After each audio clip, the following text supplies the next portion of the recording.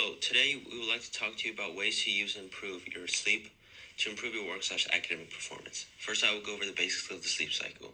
Circadian rhythms are 24-hour cycles that are part of the body's internal clock, running in the background to carry out essential functions and processes and are found in all biological organisms. The most important well-known circadian rhythm is the sleep-wake cycle, which is responsible for regulating wakefulness and sleepiness. The two body processes that control sleeping and waking periods are sleep/wake homeostasis and the circadian biological clock.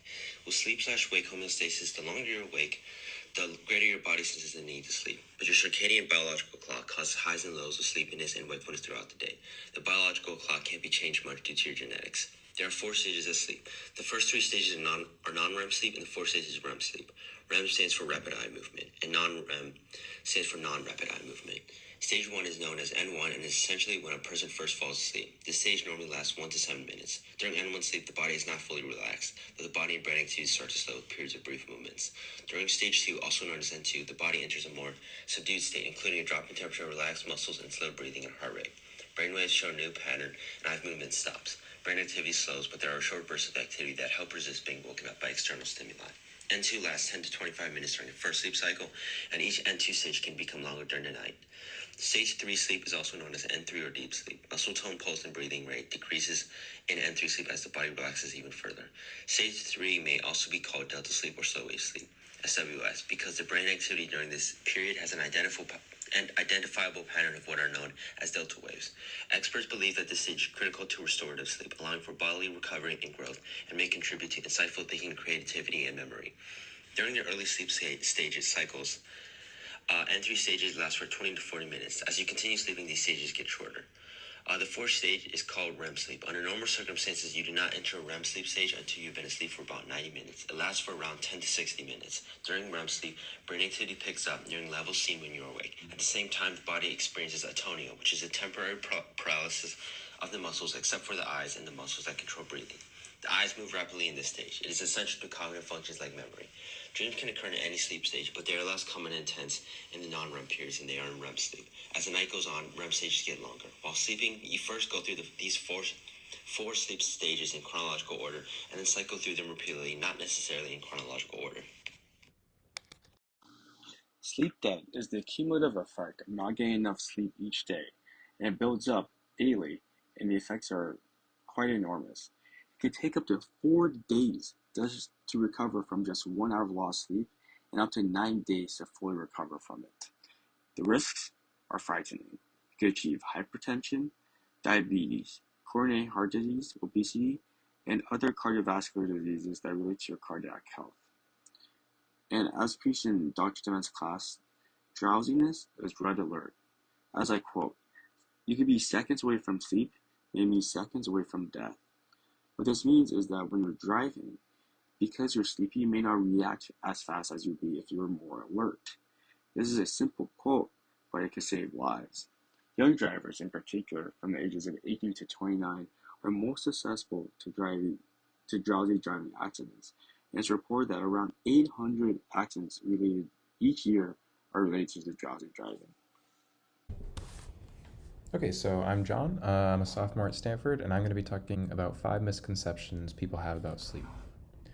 So first up, some people believe they only need a few hours of sleep per night, but research indicates that getting less than 7 to 9 hours of sleep is not enough for optimal performance. And sleep-deprived adults face diminished reaction time, heightened agitation, and other subtle negative impacts. Other people think that they get enough sleep on the weekends, so the sleep debt back on the weekends. While this may temporarily alleviate fatigue, the body's natural sleep-wake cycles need less sleep, which leads to while sleep patterns may change as we age, the amount of sleep we need doesn't significantly decrease. Seniors can wake up more frequently or spend less time in REM sleep, but they still need a similar amount of total sleep. Snoring is normal. So snoring can be a potential sign of underlying sleep-related issues like sleep apnea. So rather than dismissing snoring as a harmless habit, be aware of its potential connection to sleep quality concerns. And finally, sleep is a passive body shutdown. Contrary to the popular belief that sleep is like an 8-hour total shutdown, sleep is actually an active and dynamic process that involves critical activities like dreaming, memory retention, brain restoration, neural development, and improving cognitive performance. So some factors that might be affecting your sleep include time spent in bed. So spending time in bed while not sleeping can lead to worsened sleep quality. because sleep is a learned activity, so spending time awake in bed is going to teach your brain that you should be awake in bed. Blue light exposure, we all probably know this, but using your phone before bed is bad because the internal circadian rhythm is sensitive to blue light, and exposure specifically before bed can result in difficulty falling asleep. We also have caffeine. So caffeine blocks adenosine receptors, which reduces sleepiness. And because the half-life of caffeine is 5 hours, it can affect your sleep for many hours after consumption. And finally, stress. While this one's harder to manage, high stress levels can make it difficult to fall asleep and stay asleep. So meditation or other relaxing activities before bedtime can help alleviate that stress. Under Dr. Dement, Dr. Sherry Mall has studied sleep studies, specifically within sports performance. She collaborated with ESPN to deduce how sleep impacts different outcomes of the NBA games. And how did she do this? She only used the schedule. She used different variables like travel, game frequency, recovery time, game location, and over data from 12,000 games since 2019 to achieve a whopping 76 to 86% accuracy. She suggests that people get at least 7 hours a night, whereas elite athletes need at least 8 to 10 because of how much damage their body sustains through their exercise. She also suggests that these athletes have a proper wind-down routine, such as turn on a fan or AC an hour before sleep to achieve a desirable temperature during rest. Sleep environment is super important, like having the proper sleep intensity and light, and not having the phone to distract you from keeping you up. She also suggests throughout the day taking power naps. She even takes taking a power nappuccino, where you drink caffeine 15 minutes before during a nap, and then when you wake up, you should feel extra refreshed. I will go over some of the common sleep disorders. The first is narcolepsy. Symptoms can be remembered by the acronym CHESS, which stands for cataplexy, hypnagogic and hypnopompic hallucinations, excessive daytime sleepiness, sleep paralysis, and sleep attacks. This can affect adults and adolescents, but most people experience onset before the age of 15. Behavioral treatment for this is crucial. Short naps during the day and a regular sleep schedule is also vital.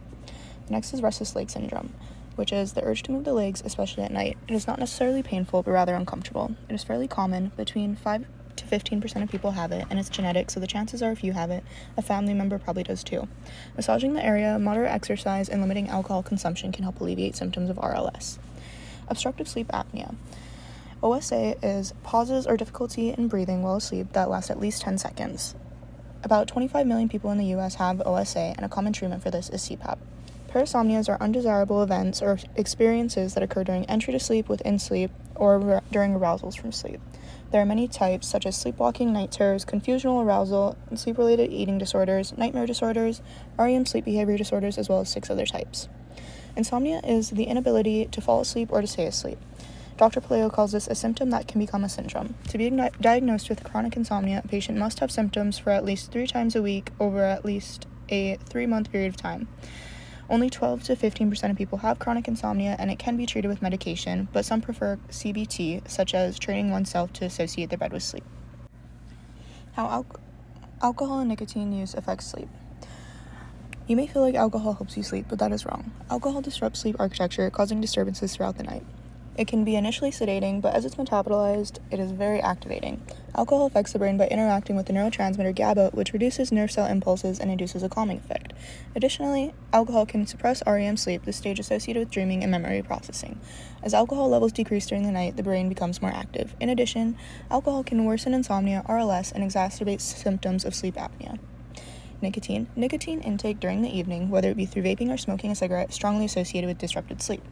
Nicotine was found to induce primarily symptoms of insomnia, such as increased sleep latency, sleep fragmentation, and decreased slow-wave sleep, with reduced sleep efficiency and increased daytime sleepiness.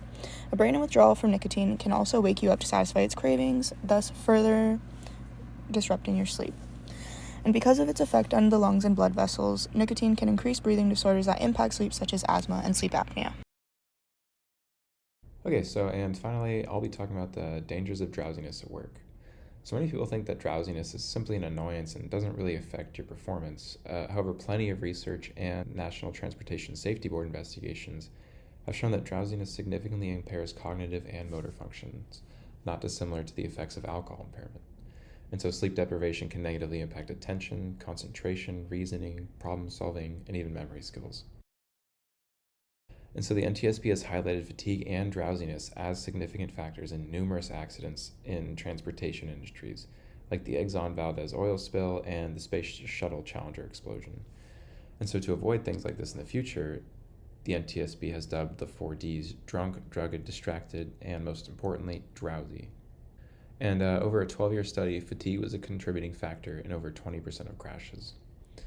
And some factors exacerbating drowsiness at work include early night or early morning shifts, long hours, and sleep apnea or insomnia.